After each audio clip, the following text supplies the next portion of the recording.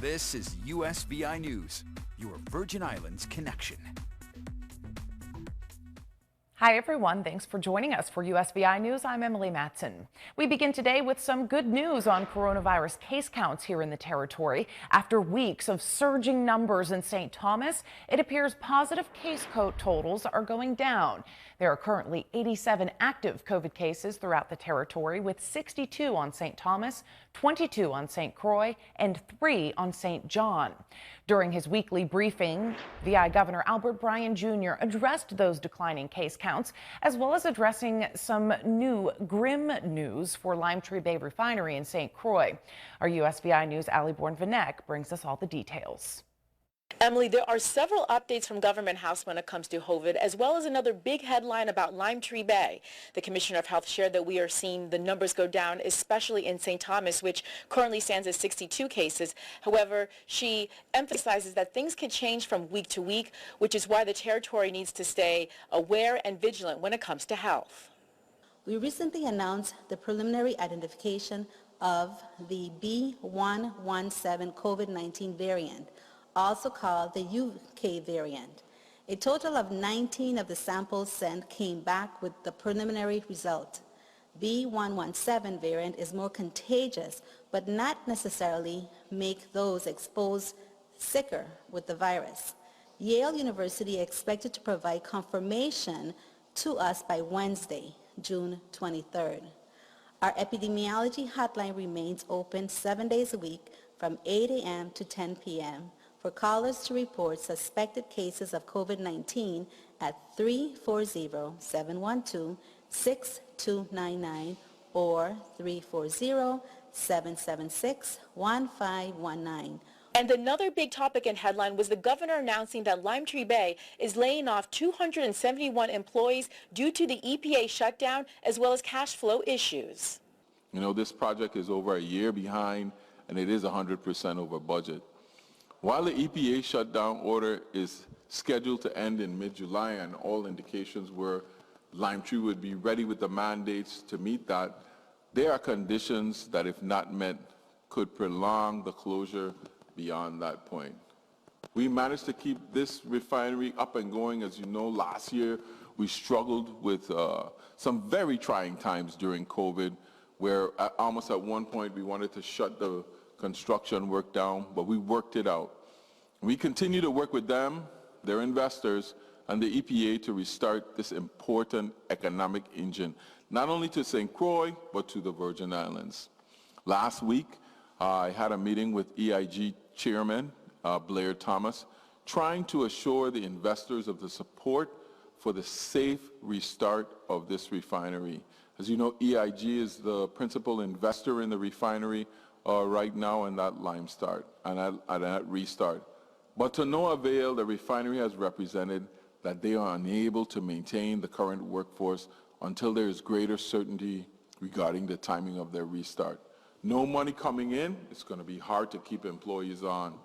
And according to Governor Albert Bryan, there is a 90-day plant law, which means that these layoffs won't go into effect until September 19th. The hope from Government House, as well as many others, is that things will improve so that no more jobs will be impacted, as these layoffs will already indirectly affect hundreds of jobs. In St. Thomas, Ali Born-Vanek, USVI News. There's a new leader of the local Federal Emergency Management Agency who will work on disaster recovery here in the territory. FEMA introduced Kristen Hodge. She'll serve as the director for the Virgin Islands Joint Recovery Office. She began the post back on June 20th, and FEMA says she'll focus on the territory's priorities to repair and rebuild its infrastructure with a focus on equity for recovery, which will benefit the entire community.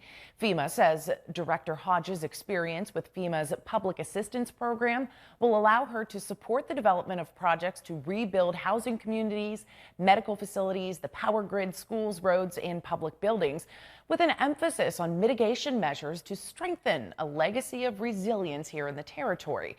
Director Hodge has worked with FEMA for nearly 2 decades and has deployed to more than 35 disasters nationwide, according to FEMA.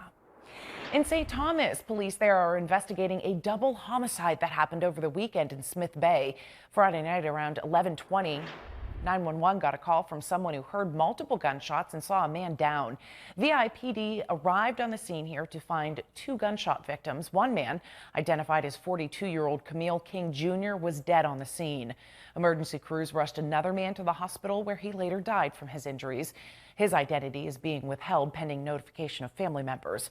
Anybody with any information which may help police make an arrest in this case is urged to call police or Crime Stoppers. June is Caribbean Heritage Month, and members of Congress are celebrating and honoring those both in the islands and the mainland United States. This week, our Washington correspondent Matt Knadler will be sharing their stories, starting today with Florida Congressman Darren Soto. Members of the Congressional Caribbean delegation often rely on other members of Congress to help get their bills passed.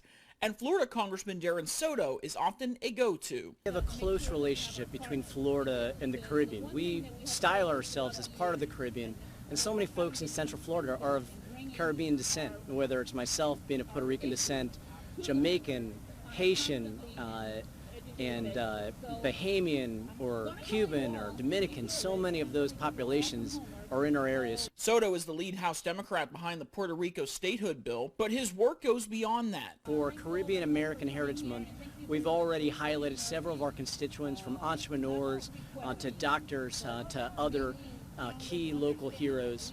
And there's some really important issues we're working on. First, vaccine diplomacy. We know as we are making sure to have enough vaccines for the United States, we're starting to now look to the rest of the world.